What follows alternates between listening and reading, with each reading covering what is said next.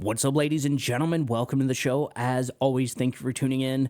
I want to get into this pattern I'm starting to notice, and I've been noticing it for a long time within our government, but this is the first time I've really noticed this whole of international effort to stifle people's free speech. It is essentially it's turning into a free speech, a censorship monster. The United Nations, I have some documents from the contract at the future of the summit that just took place last week. And I gotta say, some of the language in here is very ambiguous, it's very broad, it's very concerning, and not just to me. I actually uploaded these documents to ChatGPT, and I asked it if there was anything that was really concerning about censorship in these documents. And man, did it come back with a whole list of problems ChatGPT's seen in this contract. Very concerning stuff. And so that's what I want to get into. It is the pattern that I'm starting to notice, and I'm starting to hear more and more people just out in the open, okay, openly supporting censorship. From Hillary Clinton, which I have a video of, to John Kerry, which I have a video of as well, and then all the other examples we've seen in the past 4 years from this administration, and this constant effort to stifle free speech.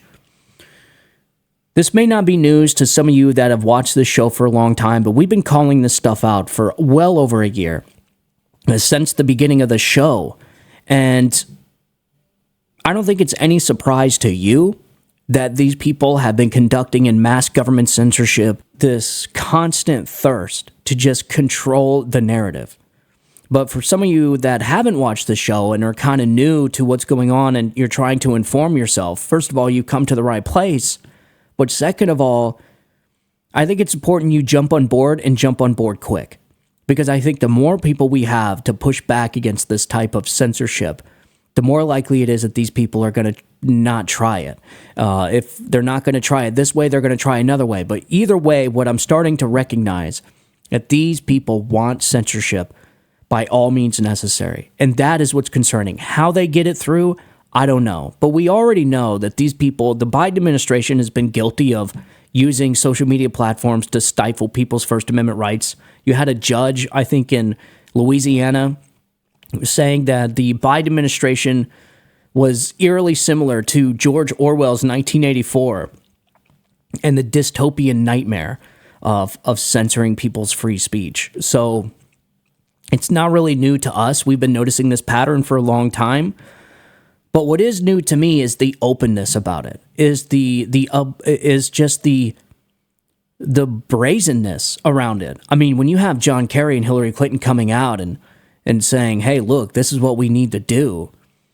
And you have the United Nations, the Summit of the Future, releasing these documents. This is the official contract, by the way, that was passed and all these nations signed onto. I think it's concerning. I think it's the brazenness behind it is and should be concerning for everybody, no matter whether you're on the right to the left. Trust me, man, when you have an international government, which I think is the end, I think that's the end goal for these people, is to create a one world government.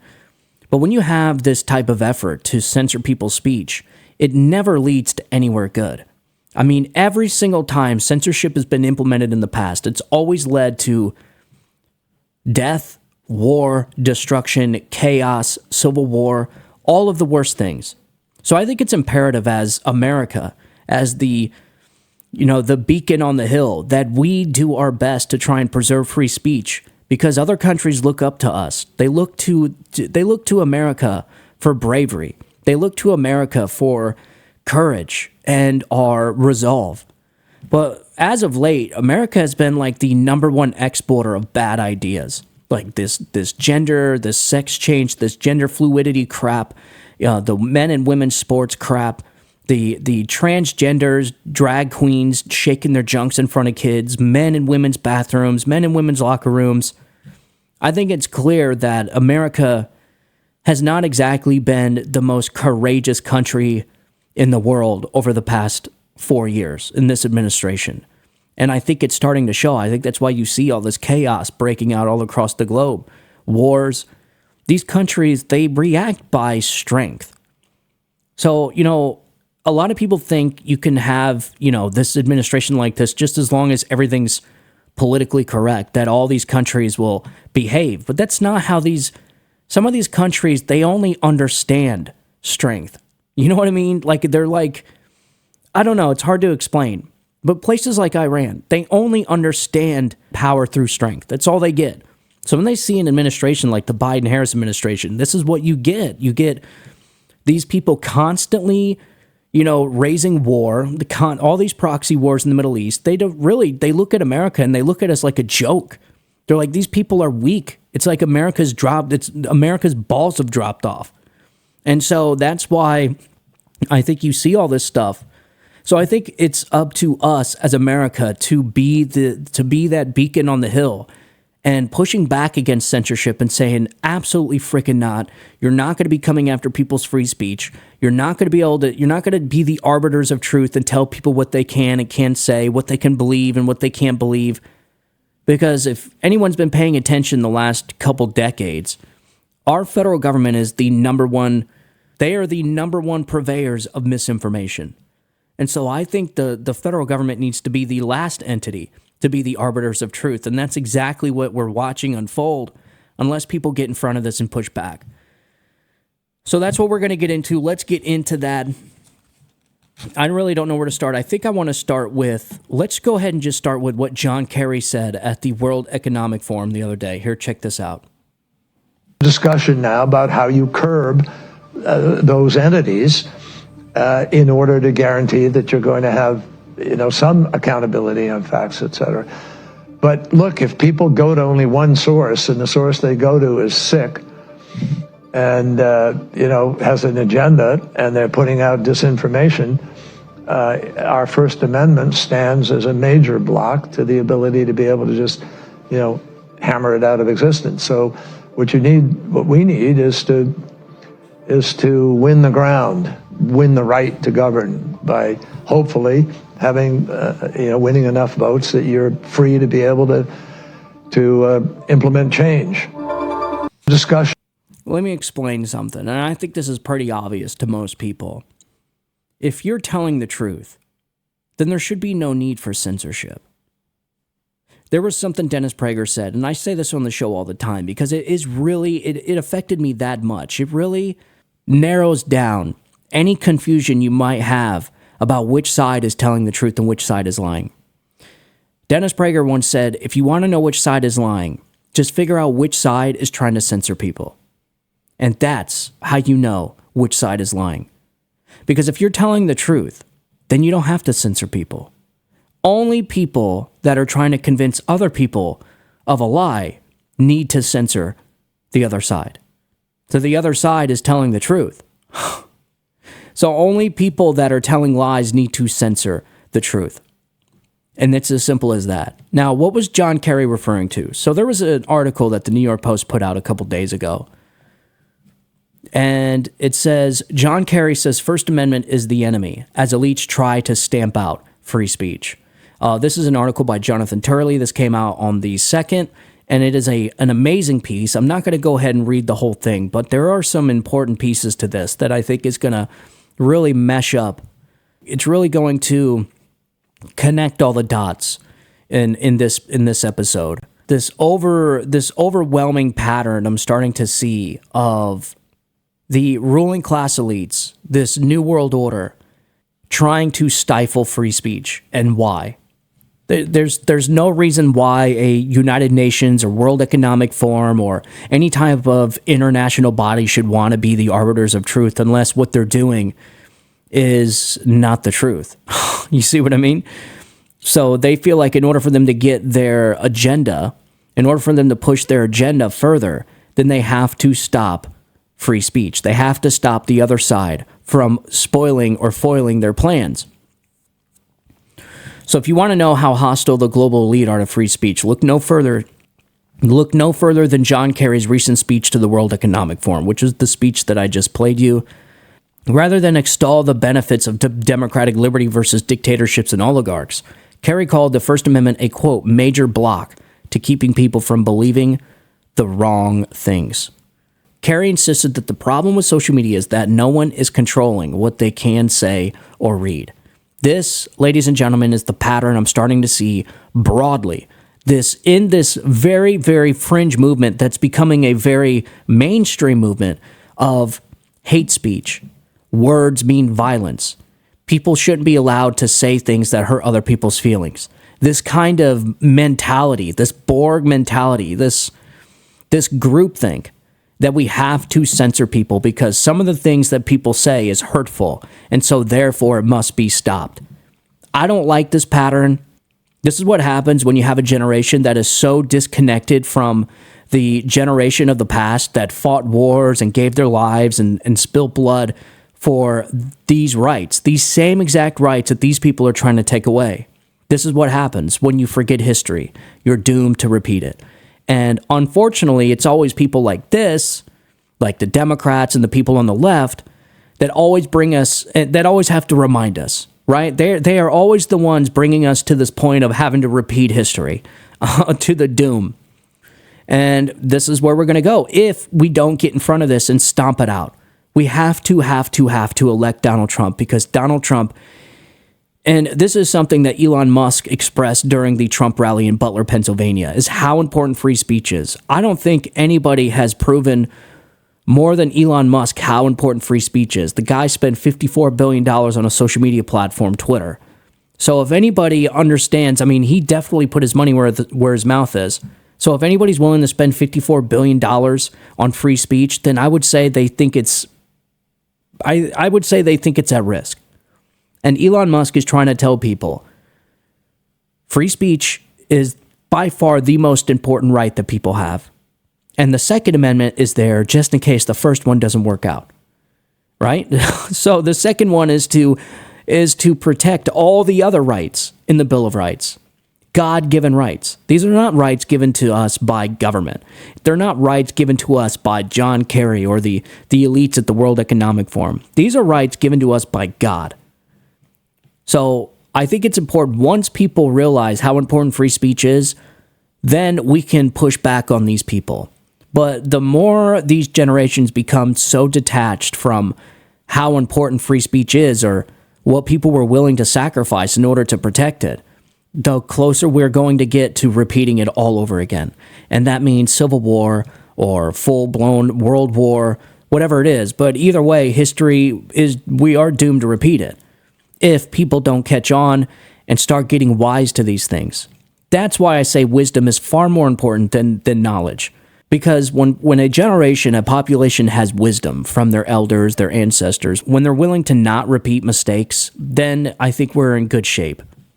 So since the First Amendment has been in place since 1791, it's hard to imagine when referees were used in conformity with our Constitution. The founders would have been repulsed by the idea of a truth arbiter. That is right.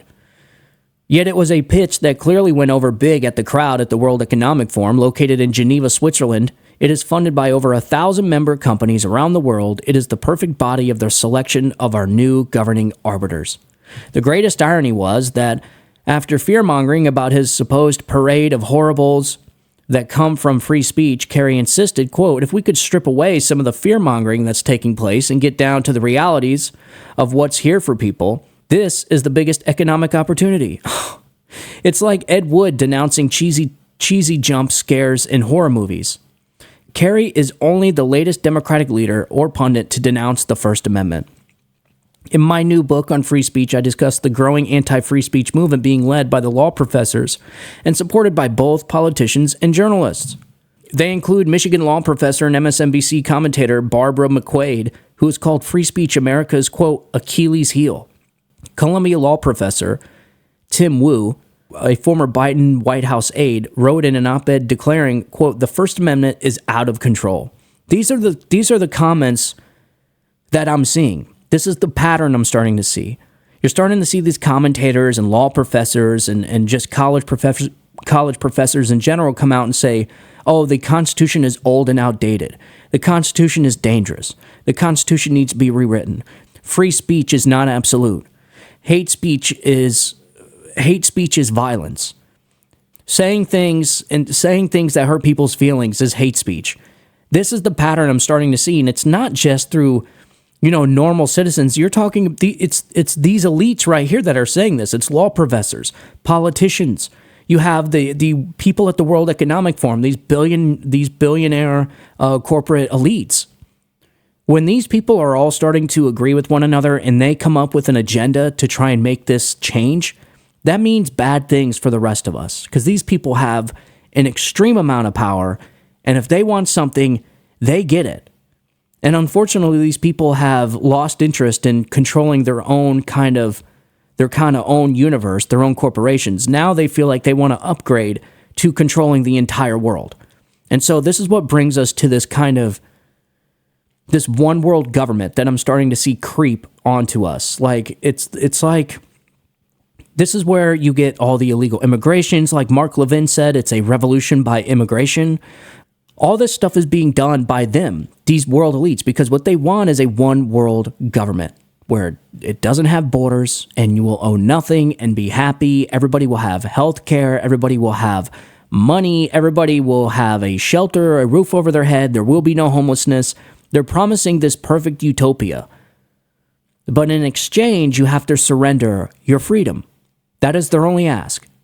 And up until now, people pretty much rejected this notion that people need to surrender their liberty for in exchange for some security. We've seen this happen at a phenomenal rate during COVID, where all these people were so willing to just hand over their freedom on a silver platter and just do whatever they were told. It was actually quite shocking for a lot of us. I thought for sure that people were going to push back on vaccine mandates. Like, whoa, absolutely not. I thought I would see more people push back on the idea of the Biden administration coming out and saying, if you don't take this shot, then OSHA has the ability to fire you. You had military, you had soldiers being removed from the military for not taking a shot in the arm. The vaccine mandates were a pretty big indicator to me that there was a whole lot of people in this generation that were perfectly willing to sacrifice their freedom and liberties for a little bit of security. And the problem is did they get any security? That's the issue. So to me, COVID was like this perfect real world experiment that was like fast tracked. It was like a 150-year experiment, something that takes a country, a few generations from start to finish to realize. We seen it all in 4 years with COVID. We watched COVID come in. We watched how government tyranny ruins people's lives. We watched how people were willing to exchange their freedoms and liberties for a little bit of security and then ended up getting neither. We've seen all that in just a 4-year period where normally it takes generations. So I think this is where people are starting to unplug themselves from this matrix. I think people are really starting to wake up and to the fact that we do have a ruling class elite that does want to be the arbiters of truth, that does want to control where you live. They want to control what you eat. They want to control what you drive. They want to control how big your house is. They want to control what type of light bulbs you can have. They want to control all these things. But in the end, it's going to be the same result as COVID. In the end, after exchanging all your freedoms and liberties and doing what these people told you, in the end, it's not going to mean anything because everybody's going to end up with nothing. And these people are going to be down in a bunker somewhere while the rest of us kill each other. And then after the war's over, they will show themselves, they will open the bomb doors, and they will reveal themselves to a new world they can then rule over and start over fresh. George Washington University Law's Mary Ann Franks complains that the First Amendment, quote, and also the Second, is too, quote, aggressively individualistic and endangers domestic tranquility and general welfare. These are the patterns. And then Jonathan Turley goes on and says, will we break the fever? Kerry hit all of the top talking points for the anti-free speech movement. He portrayed the First Amendment as hopelessly out of date and dangerous. Another, like I said, this is the pattern myself and Jonathan Turley are starting to witness. And really, frankly, anybody that sees it as well, we're all starting to see this pattern. It's all starting to reveal itself at the same time. He argued that citizens would be far better off if an elite could tell them what was information and what was disinformation. Other political contemporaries are working on the same problem. Hillary Clinton has called upon Europeans to use the Digital Services Act to force the censoring of Americans. She has also suggested that the arrest of Americans whom she views as spreading disinformation. Senator Elizabeth Warren has called for companies like Amazon to use enlightened algorithms to steer readers to, quote, true books on subjects like climate change to protect them from their own poor reading choices. Kerry explained how the true heroes are those poor, suffering government officials seeking to protect citizens from unbridled, unregulated thoughts. Quote, I think democracies are very challenged right now and have not proven they can move fast enough or be big enough to deal with the challenges they are facing. And to me, that is part of what this election is all about. Will we break the fever in the United States? The quote-unquote fever of free speech is undeniably hard to break. You have to convince a free people to give up part of their freedom to do so. They have to be very angry or very afraid. There is, of course, another possibility that there is no existential danger of disinformation. Rather, there are powerful figures who want to control speech in the world for their own purposes. Bingo! These are the same rationales and the same voices that have been throughout our history for censorship. Give me liberty.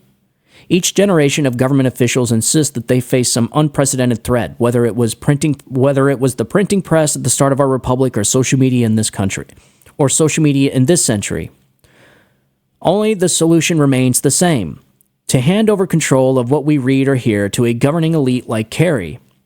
In 1860, Frederick Douglass gave the, quote, plea for free speech in Boston, and warned them that all of their struggles meant nothing if the, quote, freedom of speech is struck down, because liberty is meaningless where the right to utter one's thoughts and opinions has ceased to exist. Douglass denounced those seeking to deny or limit free speech as making their, quote, freedom of mockery. Of course, Douglass knew nothing of social media, and he certainly never met the likes of John Kerry. However, if we embrace our new arbiters of truth, we deserve to be mocked as a people who held true freedom only to surrender it to a governing elite. That is true. That's why I always say, if the American people elect Kamala Harris, they see all this stuff, especially the people that see it. You know, people like Liz Cheney, like the Bushes, like Kerry, like all these people that are coming out against Trump, or they say they're endorsing Kamala Harris, who these people claim to be conservatives at one point in time. These people are the morons. I promise you, they are going to be the ones on the wrong side of history when all of the dust settles. It's going to be Liz Cheney, Dick Cheney, the Bushes. They're all going to be on the wrong side of history. They're going to be like, damn, were we complicit in the downfall of America and free speech and the Bill of Rights? Yes, they were. So for people to actually see what's going on, for people to actually see that these ruling class elites are coming after people's First Amendments and their Second Amendments, people like John Kerry, and for them to still vote for Kamala, for them to still vote for the side of censorship, I'm sorry, folks, but we deserve it. We freaking deserve it. If America votes for this, then we deserve it.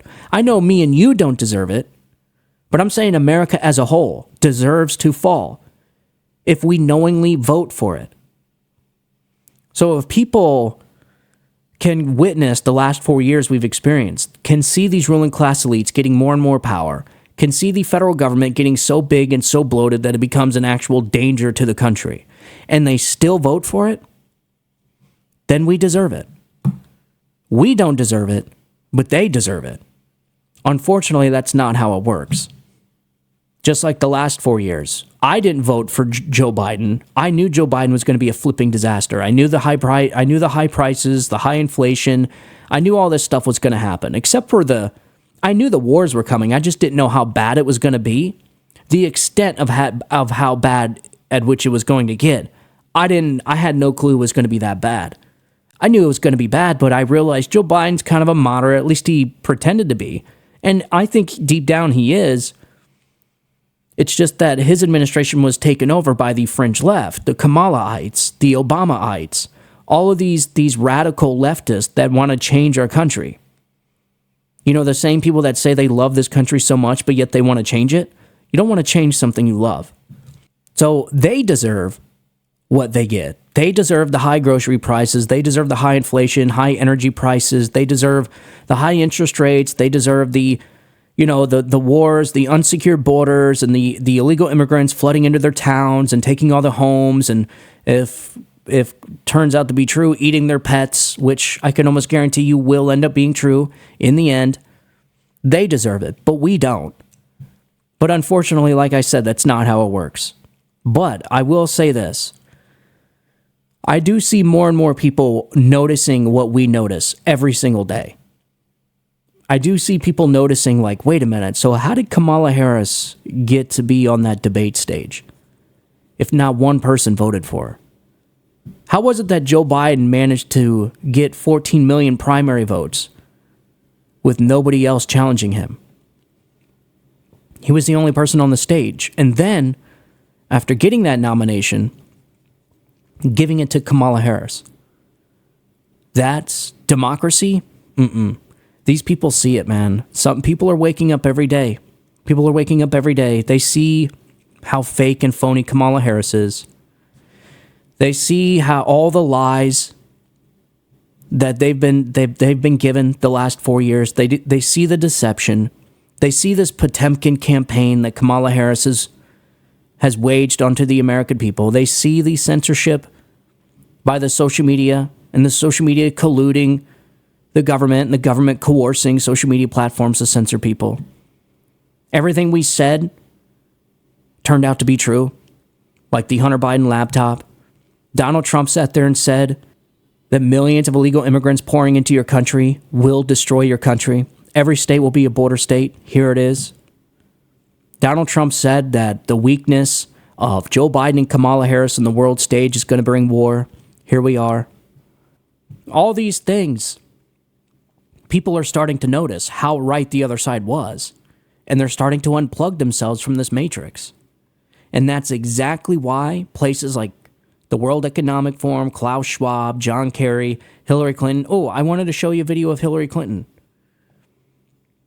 Here is Hillary Clinton essentially saying the same thing John Kerry was. Kind of worse, though. Here, check this out. There should be a lot of things done. We should be, in my view, repealing something called Section 230, which gave, platforms on the internet immunity because they were thought to be just pass-throughs, that they shouldn't be judged for the content that is posted. But we now know that that was an overly simple view, that if the platforms, whether it's Facebook or Twitter X or Instagram or TikTok, whatever they are, if they don't moderate and monitor the content, we lose total control. There should be a lot. Oh my God. Can you imagine waking up to that in the morning? Hillary Clinton is probably, she may be one of the most deceitful, maybe evil politician in U.S. history. What is the saying Steve Bannon says? She's ambitious. She's as ambitious as Lucifer. That's Hillary Clinton. But what she's talking about there is essentially she's encouraging these foreign governments where, they have control over X and Twitter to start banning social media platforms, to start banning speech. This is the world leaders trying to control speech. This is how they're going to do it. And when they have control of the speech and nobody's allowed to share information, nobody's allowed to say what's on their mind, to have a platform for free ideas, free flow of thinking, once that happens, then it's going to be the next step, which is removing all the borders. There will be no such thing as sovereign nations anymore. The entire world would be one open playing field, and it's going to be these people at the top running the entire thing like a world government. Because in the end, that's exactly what they want. They want a one world government where they tell you will own nothing and be happy. And they will tell you everything that you need to hear and nothing that you want to hear. That's what's going to be happening. And that's why this election is so important. Because I do think that this is essentially an election that's going to determine what direction we go. Because by voting for Kamala Harris, it's not just telling them like, oh yeah, Kamala Harris tricked us once again. Fool me once, fool me twice. No, what it's going to do is it's going to embolden these world leaders like Klaus Schwab and the Gates and Melinda Gates and Bill Gates and all the other ones, BlackRock and Vanguard. It's gonna embolden them, and it's gonna essentially give them the mandate. Like, hey, these people must want it. They knew that we were trying to censor people. They knew we were trying to take over social media to stifle free speech. They knew we were flooding America with tens of millions of illegal immigrants, giving them free houses, putting the American taxpayer in debt, paying billions of dollars to foreign countries to secure their border, but not our borders. If the American people see all this and still vote for it, that gives them the mandate that, hey, I guess they're okay with it. So it's not just Hillary Clinton and John Kerry coming out against, the First Amendment and, all these law professors that Jonathan Turley was talking about. But this is the documents, the form from the future of the summit. These are the 4 pages that go into the, what do they call it? The digital trust and safety section of the future of the summit. These were the laws that they passed, that they voted on last week or 2 weeks ago. And I uploaded these documents to ChatGPT just to have ChatGPT come out and just kind of go over it. And so that way I can ask ChatGPT specific questions about it, which, by the way, folks, I don't know if you've used ChatGPT before, but the thing is, it's mind-blowing. It's literally like having a personal assistant right next to you. You could talk to it. It'll tell you anything you need to know, and not just tell you things, but go into depth and ask you how you think about it, and if you had any more questions about it, and what your concerns are about it. But that's what I did with these documents. I uploaded these documents to ChatGPT, and I asked it, is there anything in these documents that concerns you when it comes to censorship and the violation of people's First Amendment rights? And it said yes. There's a lot of things concerning it when it comes to censorship. And this is one of the things that, so I circled a couple things that I wanted to point out on these documents. So this is page 15. It's a 56-page, I don't know what you call it. I guess a declaration. I'm not really sure. But it's a 56-page declaration. And this is page 15. And I highlighted a few action items here. So there's action items, and then there are commitment items. But this is an action item. So action item 18 says, we will build and sustain peace. We recognize the member states bear the primary responsibility for preventing conflict and building peace in their countries, and that national efforts to build and sustain peace contribute to the maintenance of international peace and security. Adequate, predictable, and sustained financing for peace building is essential, and we welcome the recent General Assembly decision to increase the resources available to the United Nations Peace Building Fund. And it says, action item A, deliver on our commitment in the 2030 agenda to significantly reduce all forms of violence and related death rates everywhere. B, redouble our efforts to eliminate all forms of violence against all women and girls.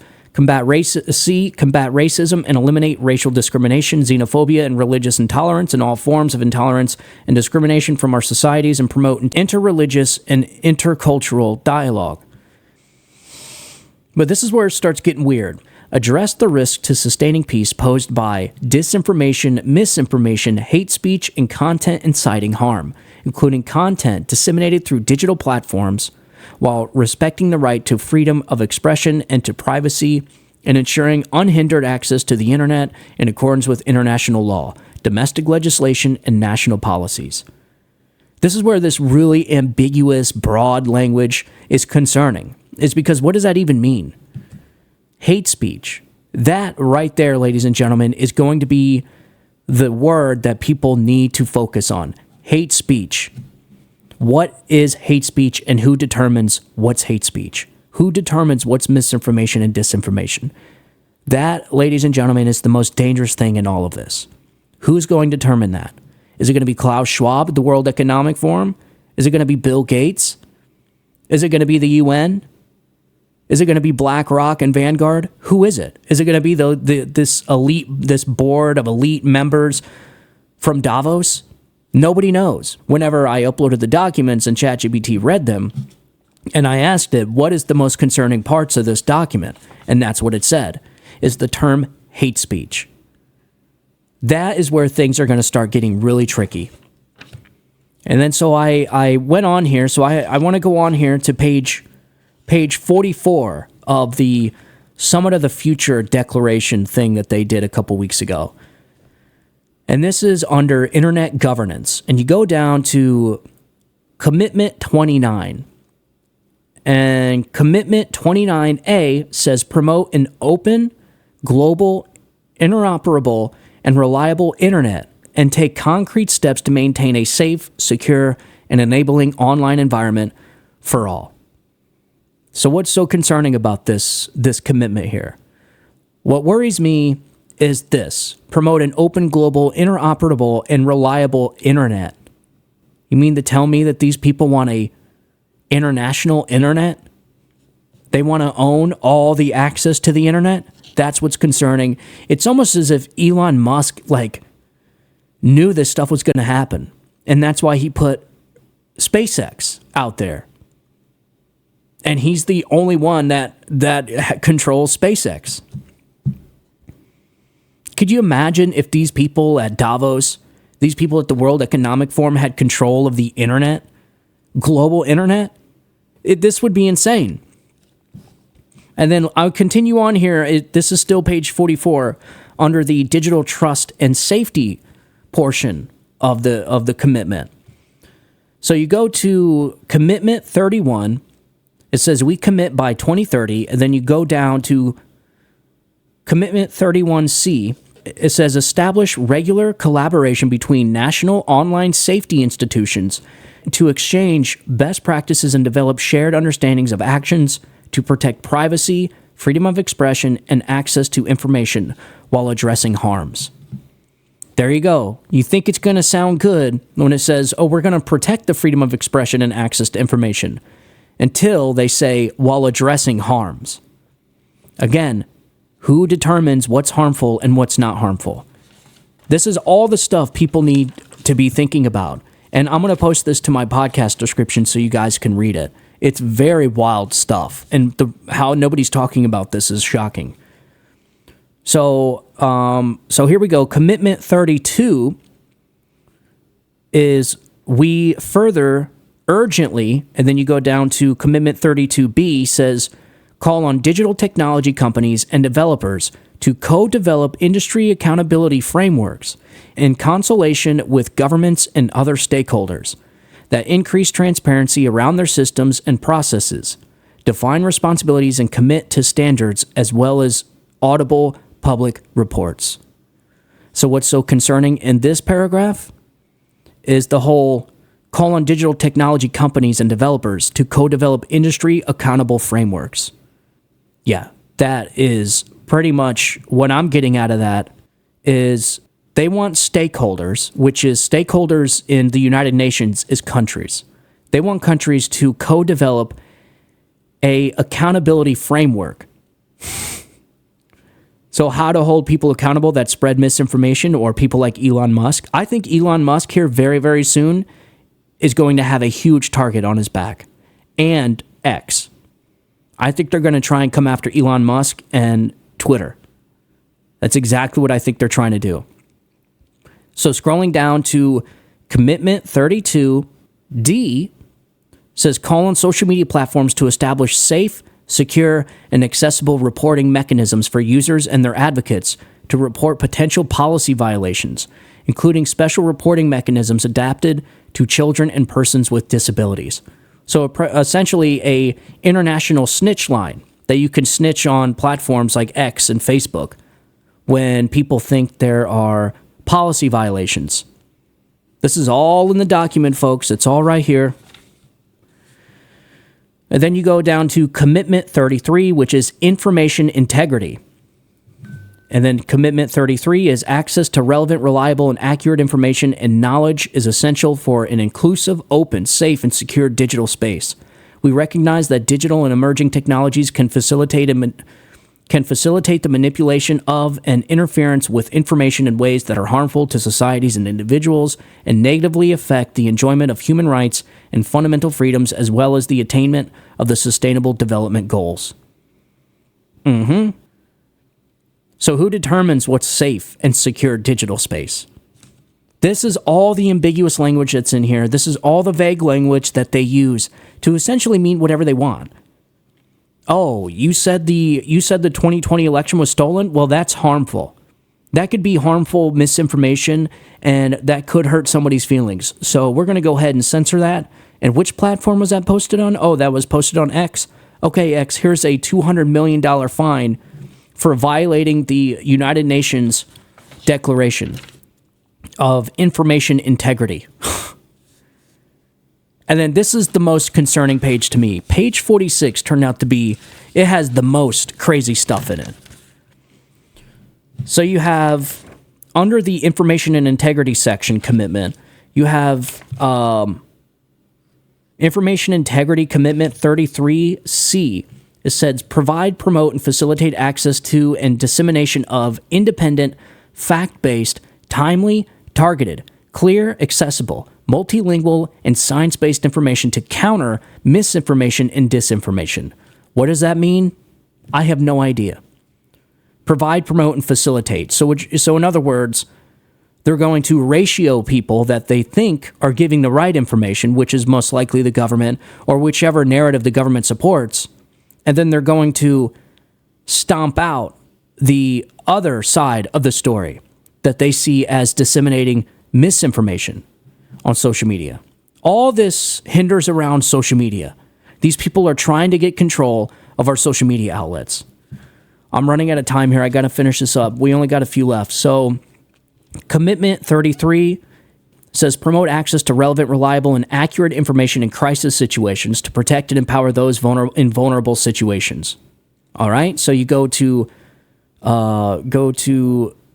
Commitment 36B. Call on social media platforms to provide researchers access to data with safeguards for users' privacy to ensure transparency and accountability, to build an evidence base on how to address misinformation and disinformation and hate speech that can inform government and industry policies, standards, and best practices. So in other words, this new international government wants control over the databases of all the social media networks. Oh, I'm sure they're not going to do anything bad with our data. Imagine all the data, Facebook and X and all of them. Imagine all the data that these people have on everybody. And they want this international government, this so-called, World Economic Forum or Summit of the Future, they want them to have access to it. You can see how bad this is going to get, folks, if we don't push back on this. But you can almost guarantee that another 4 years of a Biden administration, a Biden-Kamala administration, they're going to get exactly what they want.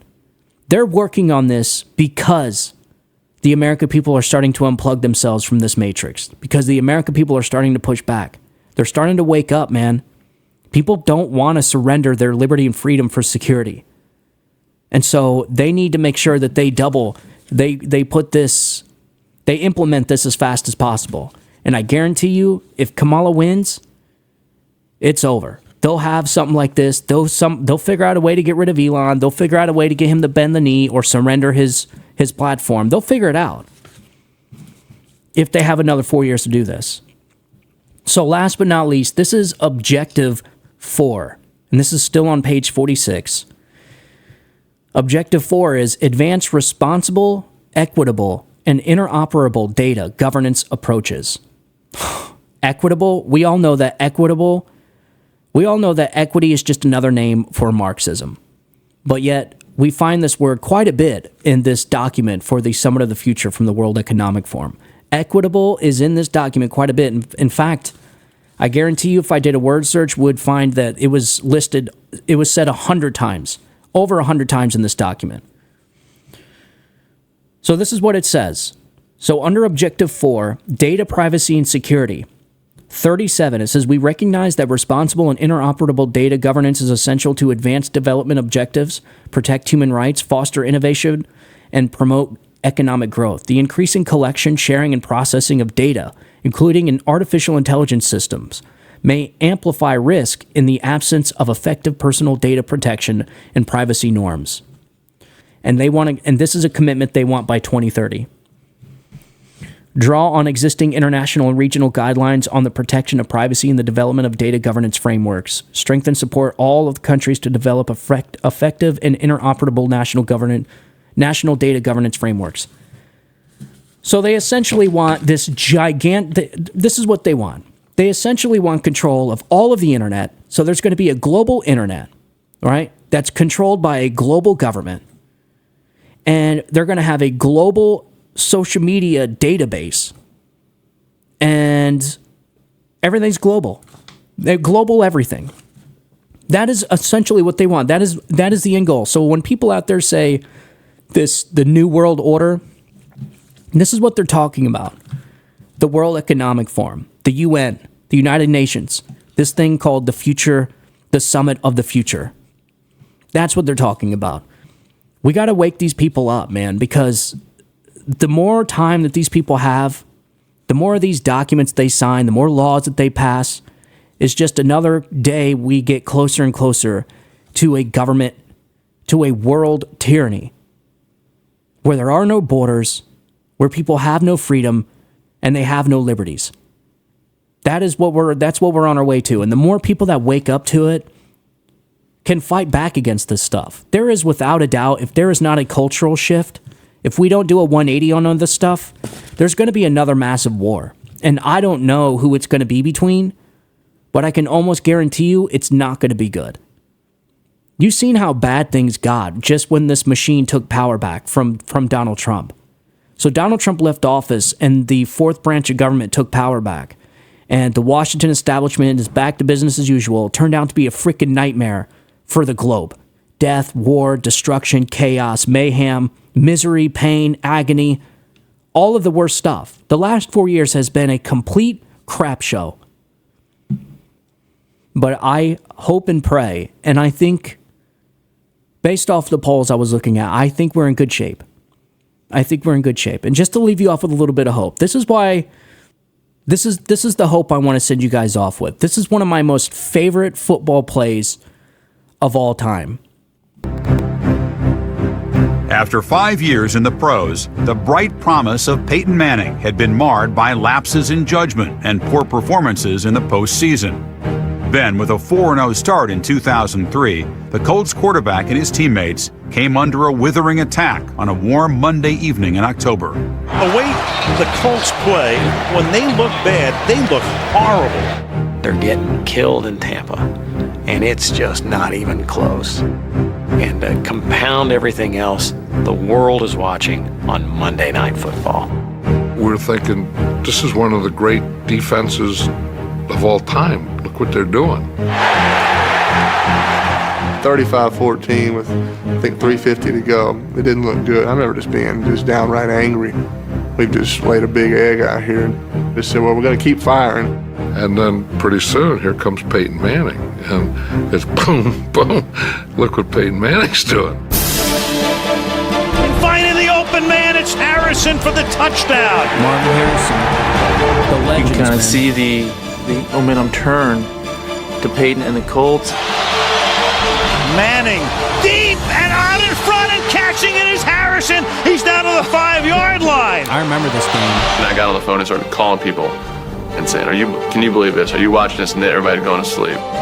For those who stayed tuned to their sets, Manning put on an aerial show that culminated with the Colts becoming the first NFL team ever to overcome a 21-point deficit with 4 minutes left in regulation.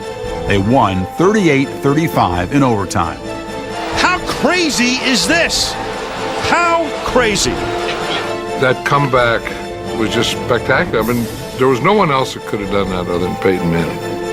And with that, it became, Peyton Manning may be at a different level than everybody else. I think if you ask anyone in that locker room, anyone in the huddle with him, they will say that he's a guy that can grab his team by the throat and take it along with him. And there's rare performers that can do that.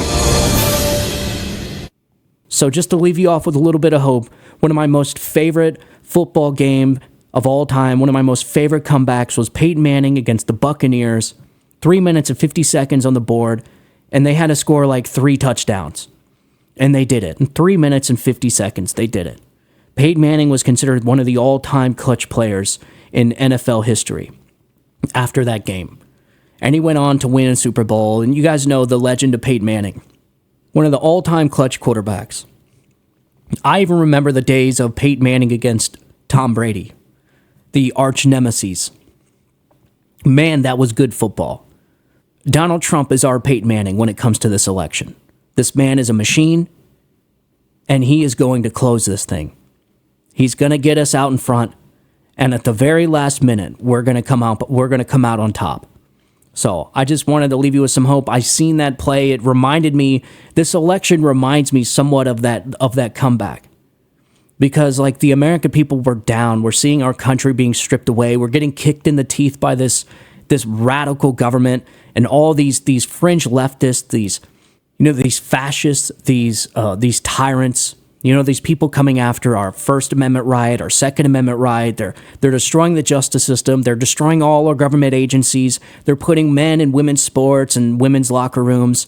They're having adult men shaking their junk in front of kids, flashing the crowd, flashing fake boobs on the White House lawn. All this insanity we're starting to see, and it feels like the American people are we're down, man. We're down, and sometimes it gets a little depressing. Like, are we ever going to get our country back? Is it too late? Is our country gone and we're trying to get it back, or are we losing it? And it's slipping out of our grasp. But just like that game with Peyton Manning with 3 minutes and 50 seconds on the board, we are the Indianapolis Colts and Donald Trump is Peyton Manning. And we are going to win this thing. So I just wanted to leave you off with a little bit of hope. All right, ladies and gentlemen, as always, thank you for tuning in. If you want to support the show, smash that like button. Follow me on YouTube. Follow the show on Rumble. Make sure you share the show with your friends and family. That is the most important. And sharing this episode just informs people so that people can make their own decisions after hearing what information is out there. Informed people make the best decisions, and uninformed people make bad decisions. So people know that there is a cabal of elites at the United Nations trying to control the internet and trying to control the social media outlets, trying to control information, trying to determine what's hate speech and what's misinformation, trying to be the arbiters of truth. Maybe if they knew that was actually happening, maybe they'd be more apt to step in and push back against it. So like I said, if you support the show, smash the like button, and then also follow me on Rumble. And if you want to listen to the podcast, the audio version of the podcast, I upload every episode audio only to Spotify and Apple Podcasts. If you want to get a hold of me directly, get a hold of me at StephenTorrielloShow@gmail.com. As always, I want you guys to have a good day. Have a great week. Unfortunately, it's back to Monday. It's the start of a whole new week. We got a hurricane barreling down into Florida Tuesday, Wednesday, and I made an episode about that. Hopefully we come out on the other side all right, but I'm going to keep you updated with what is happening with that. So make sure you stay tuned to those episodes. I'm going to be filling you guys in with the latest and greatest when it comes to this hurricane. And yeah, I want you guys to have a good start to a whole new week. God bless you, God bless America, and long live the Republic. You guys have a good one. Bye-bye.